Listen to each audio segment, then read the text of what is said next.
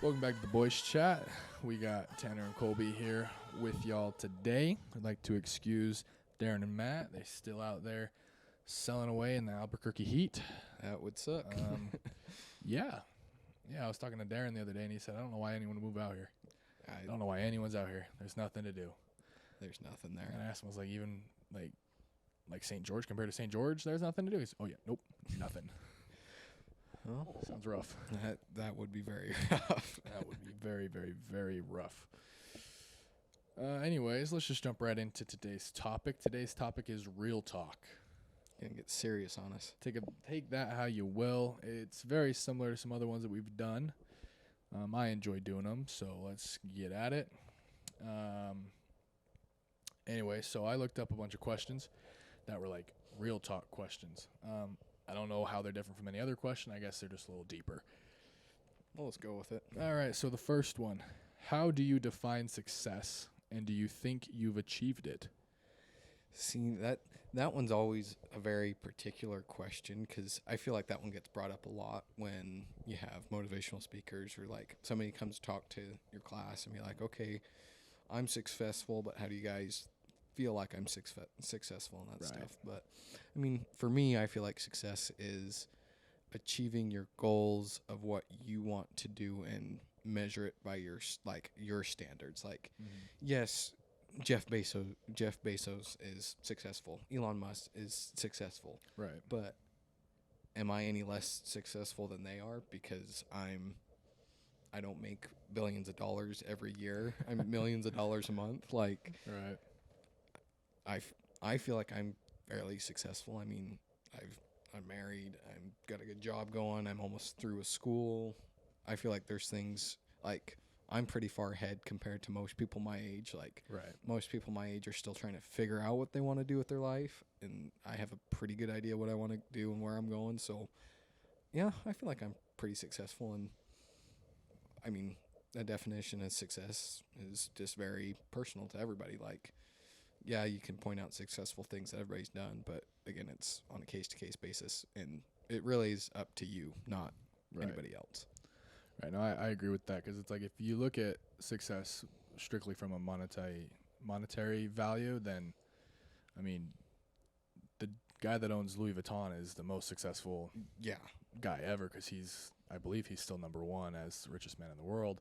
And then just under him is, I think it's Elon, Jeff Bezos, Buffett, Zuckerberg. yeah, they're all All right those there. people are right there. So like if you look at just straight monetary, it's clearly them and other people that we probably don't even know Yeah, who exist because they run the world. right. Personally, I don't see it that way. I don't see success as that way. I do think personally, I think it's a mixture of that. Right. Now, like having all this money, no, I think my definition of success as far as monetary goes is having enough to be comfortable. Right. I don't care about having oodles and oodles of money, that I can swim in, an Olympic-sized swimming pool full of money. Right. But I also don't want to live paycheck to paycheck, like barely Maybe. scraping by. I don't see that as successful. I see as having enough money to be like, oh, I don't have to worry about, buying whatever this is. Right. Like I want to be conscious of it, but I don't have to be like, oh, am I going to have enough for, Milk or whatever. milk next month if I Right. purchase this other thing that I would like. Right. And then also just like, family. I'm married to and whatnot. And I feel like we're having a pretty decent go at it so Yeah. far. I mean, we have our ups and downs, but I mean, everybody does. I think so it's- overall it's net positive for Yeah. sure. So I looking back at my life, I feel like so far I've had a pretty successful life, but I also don't want to just be like, yeah, my life's been good. I'm just going to sit back and rest. Yeah. During lacrosse, right, we'd have this, me and Logan would listen to the same song right before a game every time. And it wasn't really a song, but it was like a motivational speech pretty much. And the gist of it was, I didn't come this far to only come this far. I came this far so I'd be strong enough to go further, right? Once you climb a mountain, find a bigger mountain. Right. And it just goes over and over. It pretty much says motivational stuff like that. We'd always listen to it. We'd get hyped, right? Because it's like we're not where we were yesterday. We're better, and that's all that matters is we're better than we were last time. Always strive to be better and better. If you're 1% better every day, you're 37 times better at the end of the year. So I see that as success too. Am I doing better than I have. Right. Comparing myself only to myself.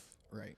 I mean, and I feel like trying kind of gets a bad rap too. Like, yeah, there to a certain extent, trying is a big part of your success. Like, but again, like if you try and fail, like, oh well, that I feel like you learn more from that than anything else, and that is what makes success is learning from your mistakes and growing from there. So Right. I mean, if you listen to Yoda, though, there is no try, do or do not. yeah, Because if you think about it, it holds true. It's not just like, a quote that's like, oh, yeah, whatever, right, It's you either do something or you don't. right, Whether, like, trying, yeah, you try, but at the end of the day, at the end of whatever it is, you either did it or you didn't. right. I mean, and again, it kind of has some merit, but it's not everything though either. I mean, Right. and back to kind of the money thing. I mean, if you look at the medium income from 8-year-old male to 30-year-old male, it's only like $50,000, $45,000 a year. I mean, Right. But again, that's not everything. Right, I'm above average. Let's go. I'm getting there. Not just in that, if you know what I mean. Hey, Tanner, you know what they say about big feet Big shoes. and big socks.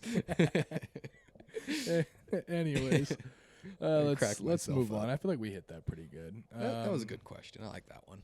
Yeah. All right, let's move on to another one. Let's see. How do you cope with stress and maintain your mental well-being? That's a little tricky one. Do you handle stress? I handle it. Yeah, it might not be the healthiest way, but I handle it. I understand that on a spiritual level. Yeah, I mean, there's always everybody has their limits of what they can handle, and everybody's different. And again, that goes back to success. Like you have to measure yourself to yourself. You can't measure it to anybody else. I mean, if I measure myself to you, it's not going to make a difference because you're under different stress than I am. Right. I mean, And even if we're under the same stresses, right? Because we're both married. yeah, So it's like we have similar stresses, but it's also different because we're different people and Right. our wives are different people. right. So It's completely different, and stress is one thing that either makes or breaks somebody too. I feel like if you can handle stress and a healthy amount and be okay, like I feel like that makes you successful. Kind of bring that back to the successful Right. point too is okay, like I have these challenges and I handle them. Whereas some people, again, they're different people can handle it in different ways, but for the most part, I feel like I handle stress pretty well. I mean, I have some pretty hard deadlines at work and for school and just life in general is just hard. right. But I feel like I handle it fairly well. I have my bad days, but I get that. I do think there are like general ways to handle stress that work for the majority of people. Obviously, it's like, you kind of got to figure out what works for you. Because I know some people, it's like you got to get up and move, which it's like a common thing. It's like if you're stressing or you're starting to have anxiety or something, or a Right. good way to do it is to change your environment because it changes your brain. You're like, oh, well, I'm not in that stressful environment anymore. I'm out of it, right? Which works for a lot of people. You get up, you go for a walk. You go to you the go gym. you go do something. You go to the gym or Yeah. whatnot. And science says that's pretty good. Active. Being active helps with stress. It lowers your stress levels. But at the same time, some people just like, no, I gotta just power through it, Right. and it works for them. Yeah. Granted, it doesn't usually work for everyone because if you just start going through, you're gonna, stress yourself out even more to where you're taking 4 times as long to do a task that's gonna take you 10 minutes. I mean, Yeah. procrastination. I'm probably one of the biggest procrastinators in the world. Hey man, I work better under pressure. That's how it is sometimes. I mean, there was a time I was taking an English class and I had a 20-page paper due at the end of the semester. Right. And there was like rough drafts due intermittently through the semester. I didn't do like any of them. Nice. And my professor called me in and was like, all right, why aren't you doing this? I'm like, I just don't want to do it. I didn't really care that much. And she's like, just give me a page and I'll kind of help you get through it. I'll get you Right. caught up and we'll get this done. Get a page and she's like, this is the best page I've seen so far. I'm like, well, I'm working under pressure now. You kind of give me more pressure to work under. And Right. I mean, I probably crushed that paper out in 3 days. I would have done it I would have crammed it down into 2 hours. Yeah. I mean, granted, it probably added up to 2-3 hours, but just an hour a day, Over the just course of just pushing it through over a couple days and like, oh, that actually wasn't that bad. Now I'm done. No, I don't have to worry about it. Yeah, I had a similar experience in, I think it was 8th grade. And it was an English class. English was my worst subject. I hated it. I just never understood it. Yeah. I'm better with numbers and science. I need my 10 key. Crap, right? And we had a book report due, and I did it the night before. Mm-hmm. Mom's getting mad at me, like, yo, how long have you known about this? Oh, a couple weeks. You're just doing it now? Like, what's going on? I'm like, sorry. Anyways, I get like a A- or something like that. Yeah. I get a pretty decent grade on that book report, right? Oh, I got lucky, whatever. Yeah. Anyways, the next book report comes around. I'm like, yeah, I'm going to listen to my mom. I'm going to do it. I'm going to span it out over like the week before it's due. Right. And granted, the book reports were slightly different in how they were supposed to be presented, but they're still a book report. Right. Right. That's what I work on for multiple days, close to a week right before it's due, and I get a lower grade on it.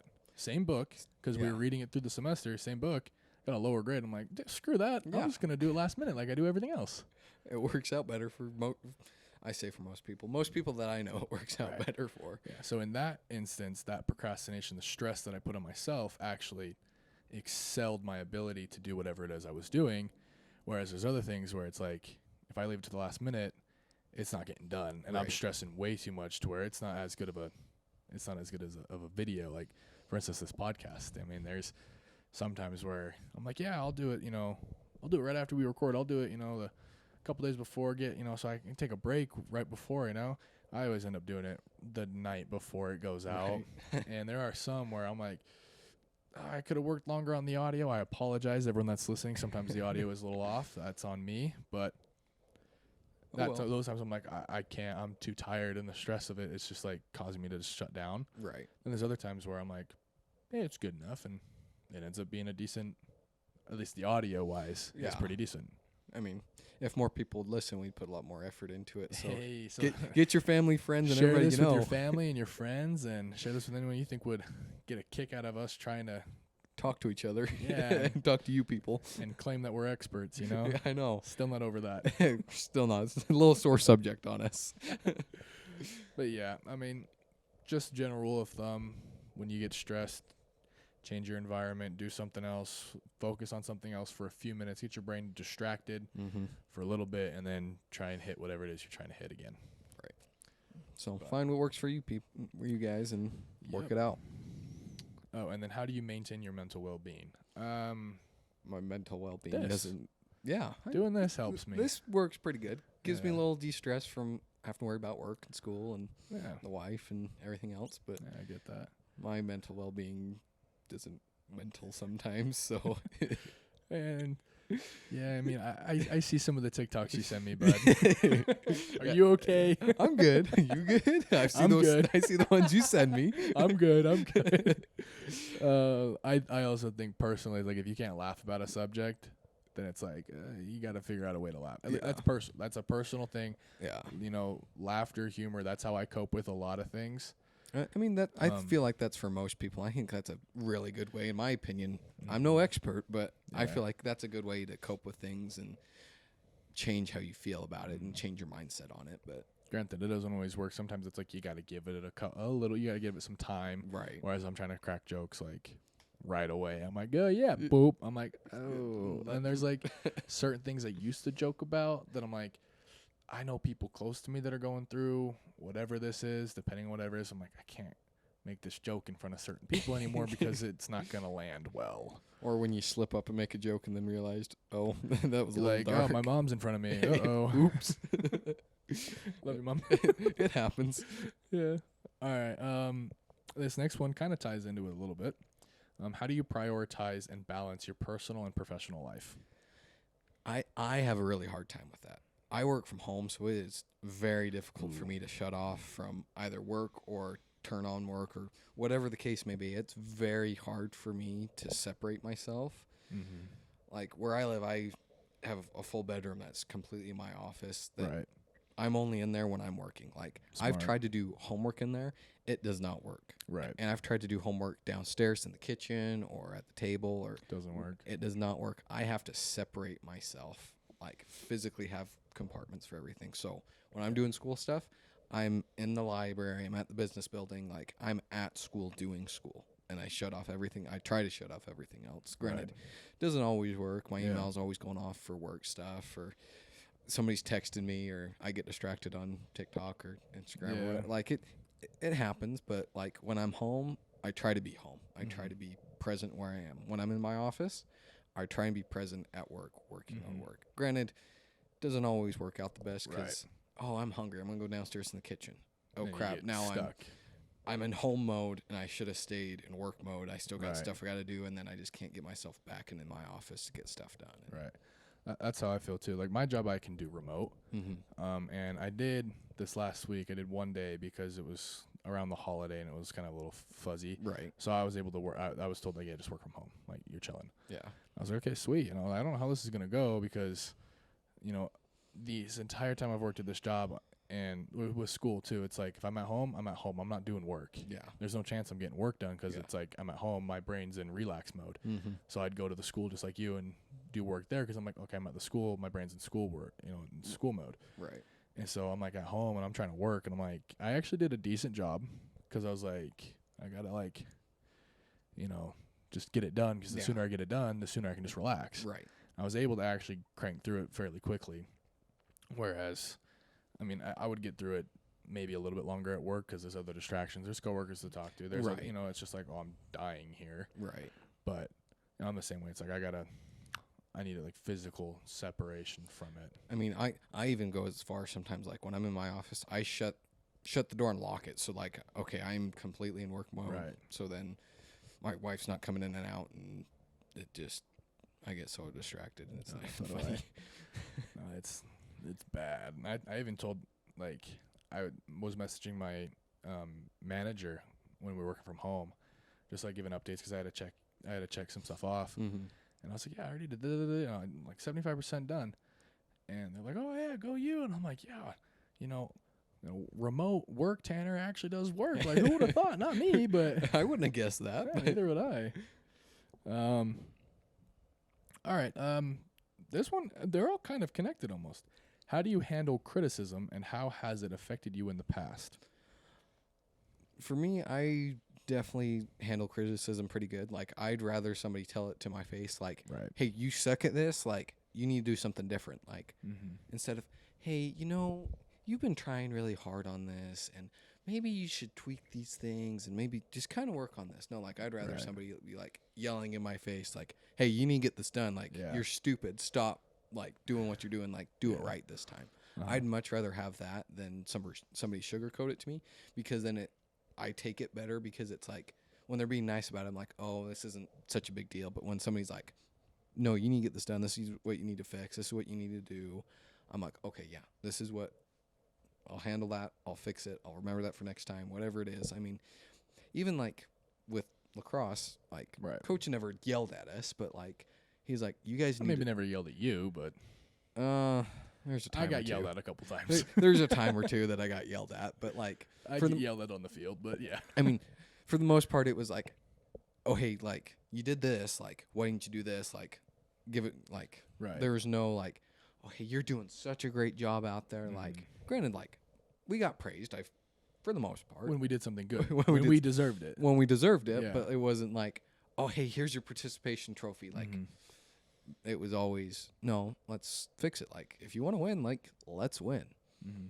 It always felt like when we did get criticized, there was always, first off, hey, you did this part really Right. well, but this part suffered, so let's work on this part. But there was always a compliment or a praise in there somewhere. Right. It's not always just negative, because then you're just going to be running through that in your Right. head. There's always a, hey, you're doing great. I see the work you're putting in, but let's switch it. That way you're focusing more on the right thing and not putting all this effort towards the wrong thing, Right. Well, which and was nice.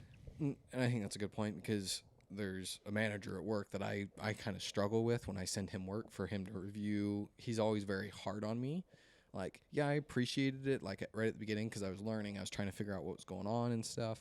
And then it just kind of felt like he was always hounding me about it. And Right. talking with my manager, I kind of found out he was being hard on me just to be hard on me. And he Right. wasn't doing that to everybody, which then got me mad. But I deal with it. Like, Right. nothing I can do about it. Mm-hmm. Low man on totem pole, can't do nothing. So Yeah. just get told what to do. Yeah. Still recording. Oh, duh, Tanner, we're getting close. No, you're good. We're not even through the first little section too, so We spent a lot of time on this. This I has been a wouldn't. good one. I wouldn't mind if this one goes long. I don't see an issue with it. Yeah.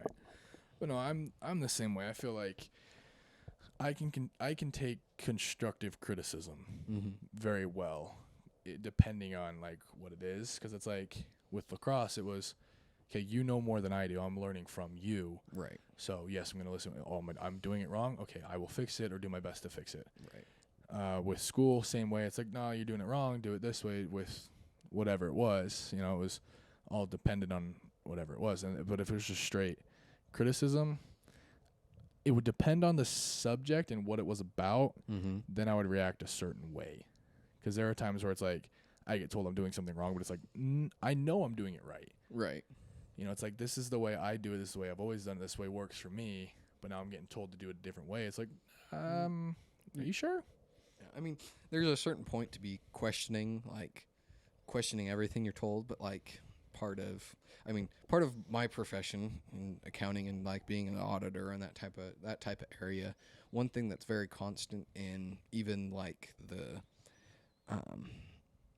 regulations and stuff and the rules, we'll go with that, of accounting, like it's have a questioning mind, like question what's going on. Don't take everything at face value. I mean, right. There's a certain extent like, okay, I know what I'm doing is right. How come you're saying this when I know I'm doing it right? And then questioning it and having a good discussion where you can learn from it. Whereas if you're just questioning like, why should I do that? Why am I listening to you? Like, that's probably not as good. So yeah, and there's a quote.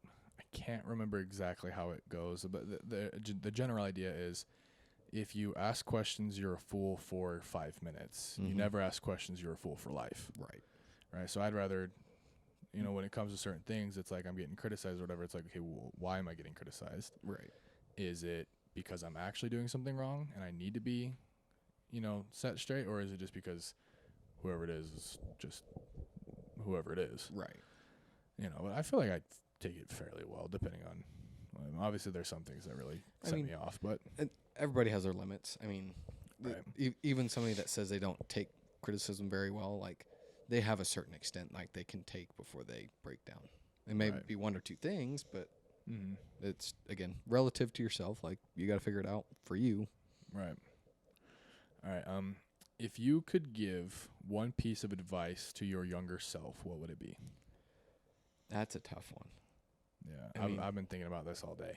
I saw that one when you sent it to me, and I kind of thought about it, but I'm like, I don't really have an exact answer because I feel like there's so many things that I've learned even in the last year that I would wish I would have known when I was younger. I mean, there's some of those TikToks that was like, if I knew how expensive trucks or cars or whatever it was when I was younger, I would have started working harder in kindergarten. Like, it's kind of those type of things like, okay, or picked a different hobby or something. Or like, okay, I'm trying to buy a house. Like, I wish like I started saving for a house in like the 10th grade, like saving every little nook and cranny I had of what I was getting so I could save for it and get it quicker. But I think probably the biggest piece is, I'm probably going to sound like I'm contradicting myself a little bit here, but pace yourself with your life. Like, don't try and rush everything. You don't have to have everything figured out quickly. I mean, I look at sometimes my dad. I mean, my dad's retired at 56 and now he's trying to figure out what he needs to do. Like, you never stop trying to figure out what your next step is because you've never been in that position in life. Like, slow down and enjoy the moments, the little moments, and hold those dear, but don't try and overwhelm yourself. No, I've thought about this question before because this question always comes up. It's like, well, what piece of advice would you give to your younger self? What would you, what would you do? And there's a question further on that it's like, what's your biggest regret, or do you regret anything? And I try and live without any regrets. And looking back on my life, there are a couple things that I'm like, I wish I wouldn't have done that. Do I regret it? No, because it made me who I am today. Right. And every time I hear the question, like, well, what would you tell your past self? I'm always like, I don't really know, because whatever I tell my past self is going to change who I am today. Right. If I tell my younger self, hey, save your money better, I'm going to be in a different position I am today, and I enjoy where I'm at. I mean, that would probably be the thing I would say is like, hey, like, be a little bit more cautious with your money. Like, don't just go spending. Don't let it burn a hole in your pocket. Right. Like, save it, invest it, start doing something with it. Just don't let it, like, sit there. Don't let it sit there and let it, affect you. Right. Right. Like, put it away so you don't see it. Save better. Just develop a better relationship with money. Right. And I would be in a slightly different position today, but I think if I said, yeah, just, save a little bit more, I'd be better off. Right. But there's other things that's like, yeah, well, don't do this. Oh, that's going to change me completely. I mean, maybe just don't date that one person for as long. Right. And if you think you're that one person, you're not. Or are you? I'm just going to, You never know.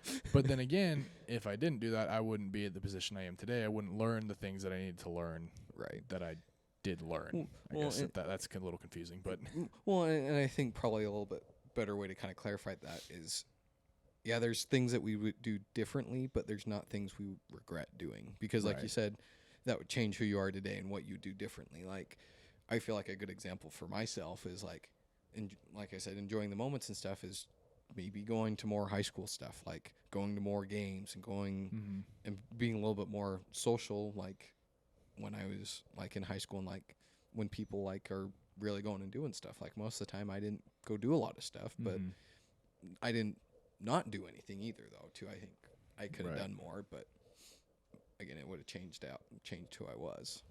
Right. All right, moving on. So I kind of broke this up into like 3 sections. So that first one was kind of just basic, real talk, right? And I broke it into like deep and deeper questions, right? And there's some repeats, but they just, I'm just gonna skip over those ones. So let's go jump right into the deep questions. What is the meaning of life to you? That is a deep question. I know, right? That's one of those things that everybody searches for is, okay, what is the meaning of life? That's like the biggest question ever, right? What is the purpose of life? And granted, me and you are probably going to get a little spiritual about this because I feel like we kind of have the same thought process on this a little bit for the most part. I mean, for me, probably for most people like us, is just progressing and becoming better. Right. I mean, there's always ways to be better. Nobody's ever perfect. There's only about one person that's been on this earth that's been perfect. And that's who we strive to be is like Jesus. I mean, I'll just go ahead and say it. Like, you guys stop beating around the bush, Colby. What are you talking about? Go right for it. Like, we all want to be like Jesus and become perfect and get something out of this life. But again, you got to look past the money and chasing that hard dream that you want to have, but to a certain extent, like, chase that dream so you can help other people. And I mean, that's one of the biggest things, like, I want to do when I'm more successful is being able to help other people more, because it's like a lot of the time, like, I want to help, but I don't know how to help. But again, just progression, trying to be perfect and figure out how to be perfect and learn and grow. I mean, there's no exact meaning of life of what you should do. I mean, or how to do it. I mean, the scriptures tell you what to do and what not to do and that type of stuff, but really it's up to you what you get out of life, like what you want to learn, how you want to grow, and what you want to be. I mean, again, it's case by case basis. There's no right or wrong answer. Like, we are in this life to just die and make money. Like, death and taxes. That's the only 2 things that are guaranteed in life. Like, yeah, that's true, but what do you know? Like, what do you know? What can you pass on to other people? How can you... Oh, I'm probably just jabbering on at this point. No, I agree with you. If you go religious, I mean, every religion has their own version of the meaning of life, right? Like, whether it's reaching enlightenment or nirvana or whatever it is, spiritual enlightenment or what have you. Right. If you go the more Christian route and you look at the Bible, it's, and our, the Church of Jesus Christ of Latter-day Saints, it's to learn is the meaning of life, is to learn and to grow and to be better. So that way, you can live with God again one day. Right. And how you do that, there isn't a set path per se. I mean, there's the straight and narrow path, but there's not necessarily one right way to live Right. the right way, I guess. Like, Well- obviously, there's the commandments and there's, Right. a way to live your life by. But, like, one of the commandments is, remember to keep the Sabbath day and keep it holy. It's like Right. how I decide to do that is going to be very different from everyone else. Right. And how they decide to, observe the Sabbath day and keep it holy. Right. I mean, and again, too, like, if you're going to learn from your mistakes more than anything, like, Mhm. all right, if you deviate from that, you learn, oh, that's why I shouldn't do it. Like, we're told not to do these things, but then you don't realize it until Right. it's happened. But Or it's too late. it's too late. But you can always fix that. So, Mhm. Yeah, and I always think it's funny when people claim, like, the commandments or, the church. It's like, oh, they're putting all these restrictions on me. All these, I can't do this, I can't do that. It's like, I got free will. I want to live however I want to live. It's like, that's Right. true. Like, you can do that. Right. Absolutely. If you want to live your life the way you want to live your life, go for it, right? Yeah. But it's like they're set up for a reason, Right. right? It's you don't consume certain substances. You don't drink certain, Mhm. you don't drink alcohol. You don't drink strong drinks. And the reason why is because it impairs you. Right. You don't do drugs, whatever, for lack of better terms, because it impairs Yeah. you. It doesn't allow you to think clearly. So you lose your free will, I guess, in a sense. Yeah. And also, it's like God set up these rules to guide you. And it's like, if you follow those rules, you'll have a better life. Right. At least I think you'll have a better life. Granted, other people might think otherwise, Yeah. but you choose to live the life you want to live.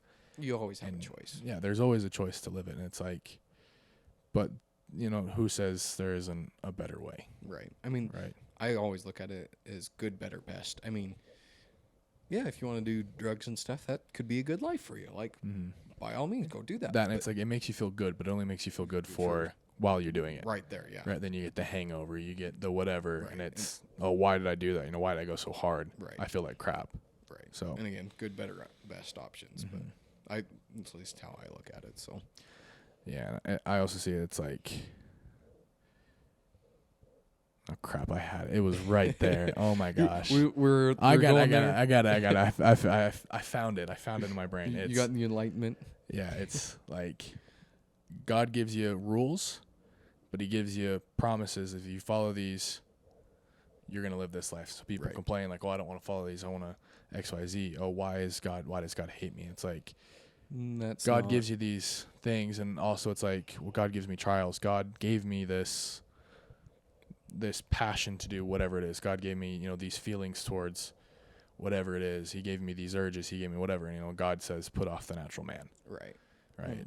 And again, challenges and growth and learning. Right. That's, again, what it comes Right. back to. Yeah. And it's like, you got to put off the natural man to achieve whatever it is you're trying to achieve. Right. Right. Stop chasing that short-term high. Mm-hmm. Put that off and put off the natural. Like, oh, it feels good though. Like doing this feels good physically. Mm-hmm. Okay, you got to put that off though. You got to stop chasing that. You got to find something else that's better. Right. Right. So I went a lot deeper than just the meaning of life. But granted, maybe that is the meaning of life. Who knows? That, And we could be totally wrong. yeah. There's no Sky Daddy. You might want to Yeah, cut that one find a out. better God. Yeah, I know. Anyways, Shout out to you haters out there. Yeah, I can't remember your username, but let's go. All right. Yeah, this one's pretty good. How do you define love, and what does it mean to truly love someone? Now, I Oh. saw one thing that the only people that get unconditional love are dogs, women, and kids. Yep. Yep. Because who hates dogs? Nobody hates dogs. My dad. Well, There's some people, there's anomalies, but generally speaking, generally speaking, most people like dogs. Most people hate cats for the most part. yeah, I- it's because cats from hell. Exactly. I mean, then there's chihuahuas that are Oh my the gosh, spawn of Satan right there. Yeah, the seventh level of hell on that one, but yeah, that's another one of those questions that everybody chases in their life. Like, what is true love like? How do you like? I don't think I could describe in words Right. how much love I have for my wife or my family or my dog or like. There's just no way to describe it Mm-hmm. in my mind. I mean, for the most part, like, when most of the time, I mean, there's always questions of like, oh, like, is this it or is this not? I mean, that's, again, what dating's for and whatever. But I don't know. I think that's a very personal question for everybody, and I don't think anybody has the exact answer for that. And that's one of those answers that you won't know probably ever. Right. At least not in this life. In this life, I guess going back religiously, go back that way. You got charity, which is the pure love of Christ, the true love of Christ. It's charity and it's giving unto others, right? I think that is probably one of the biggest definitions I can think of is putting others first. Right. Now, granted, that's not always healthy. You can't always put other people first because you got to help yourself before you help them. Yeah. For the most part. There's certain things where it's like it's okay to be a little selfish. Right. Right. Like you don't always have to give away everything because it's like you still also have a livelihood and you've got to take care of yourself so that way you can continue to give to other people. Right. Right. And I have a hard time describing it too. I have a hard time describing my love for you, at least in words. But I can do it. I can do it in numbers. 3 out of 10. No, thanks, Tanner. I was gonna go with infinity, but that works too. I'm just messing. So, but yeah, it's definitely hard to define that. Right. And yeah, I don't think words could ever do that. So, but all right. That was a good question. Those are good questions. Yeah. All right. So we've gotten pretty deep so far. Yeah. Let's get deeper. How deep can you go? Oh, I go average. All right. Let's finish off with this one. How do you approach the search for knowledge and the pursuit of intellectual curiosity? Oh, that's a good one. I mean, for the most part, I feel like, my concept of college, for the most part, is just learning how to learn. I feel like that kind of ties in the most to that question of, like, searching for truth and knowledge and, like, learning is just learning how to do it. Of, okay, you want to know how to fix your car, like, you just got to immerse yourself and be, okay, this is how this motor works. This is what it does. This is how this operates. Oh, this is happening. So it could be a few things. And then you have to process and elimination. Like, you just got to learn how to do that. Like, there's a lot of it is just getting thrown into the water and doing it. Like, there's no best way to do it. I mean, yeah, there's YouTube videos and other stuff you can watch and do to learn things. But again, it kind of comes down to you stepping in and doing it. I mean, you can sit in the classroom all day long and learn stuff, but the second you start doing it, you're going to learn something completely different and going, oh, that makes sense why I did that in class. Like, I thought that had nothing to do with what was going on. But I agree. Like, when it comes to like learning something new, you can read all day, every day, but it doesn't compare to real world experience. An application, yeah. Depending on the subject, it might come close. Yeah. But I think for a lot of them, it doesn't at all. Like, going to college, I was studying business, all right, business management and various other forms of business. I did some marketing classes, all that stuff. And then whereas at my job, I work in the marketing department. I work with some of the heads of the company and I get to see firsthand the stuff that we were talking about in class, right? It's like, and it was slightly different lingo, right? In class, we talked about, the 4 P's of marketing. Yeah. Place, product, promotion, and price. Did you say price? Price, product, promotion. What's the last one? Oh my gosh. Price, promotion, place. You said price, product, promotion, place. That's what it is. It's place. Yeah. Sorry about that. Yeah, that was that's brain fart on our part. And then that's in the classroom, right? And then flip it to actual real world experience and application. We don't really say, okay, let's start at the top. Let's see, product. What's our product? Okay, how are we pricing it? How are we promoting it? And where are we? What's our distribution channels? It's like we're not really set in like It's like we all know the product because we all work for the company. Yeah, you all know what you're doing, right? And my particular company that I work at, the price is, it's a variable. It depends on the individual case to case. So there's not really like a set price, right? You can look at the national average, but That's not going to tell you that's anything. all over the place, right? And so and then like we're part of the promotion, right? I work on the promotion. I figure out ways, but we don't call it promotion. So we're marketing it. How are we getting this out there? X, Y, Z, right? And so and I learned a lot more actually doing it. Right. Granted, it gave you the skills. I got I always said like working there, I could get a lot of experience or get world experience, firsthand experience, all that stuff. But at the same time, there are certain things that they would talk about that I didn't completely understand, and I wouldn't understand if I didn't learn it in the classroom. Right. So I think it takes both. Yeah, there's a combination. There's the research and whatever, and then there's the application. Right. And then as far as like the search for knowledge and pursuit of intellectual curiosity, I think I'm genuinely a curious person. I ask a lot of questions. I wonder about a lot of things. I like to think about a bunch of stuff. It intrigues me when certain things get brought up. And like to pursue that, can I even pursue it? For one, like, do I have the resources? I mean, YouTube is a great help. Yeah. But then it's like, I'll watch a video or two. Oh, cool. I learned a little bit more about that. That's awesome. I'll move on to whatever is next. Right. And I think just always having an open mind about whatever it is. And there isn't necessarily a right way to do it. Right. Well, and I think going into stuff, as you said, with an open mind, going in and going, okay, maybe I don't know everything that's going on. Like, I'm going to kind of go in and just, all right, I know nothing at all. Go into a meeting, going to a training, I know nothing at all. That's kind of my mindset at work. Like, I have trainings once a month at work. There's a couple other trainings thrown in between and stuff, bigger trainings and stuff. But I go and going, okay, I know nothing at all. I have my notes. I start writing down stuff as we're talking about it, going, oh, I know what they're talking about here. Like, yeah, I got this. Like, I got it. Like, sometimes I do zone out and go, oh, I know what they're talking about. I don't need to worry about this. And then I'm like, oh, crap, what are they talking about now? But again, you just go an open mind going, all right, I know nothing at all about any of these subjects they're talking about.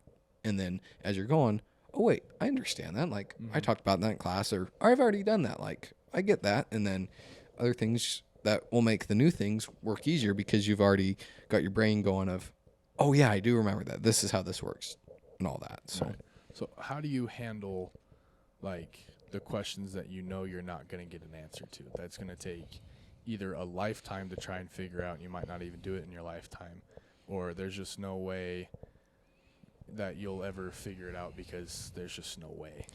Well, and again, I kind of similar answer to that is just learn what you can.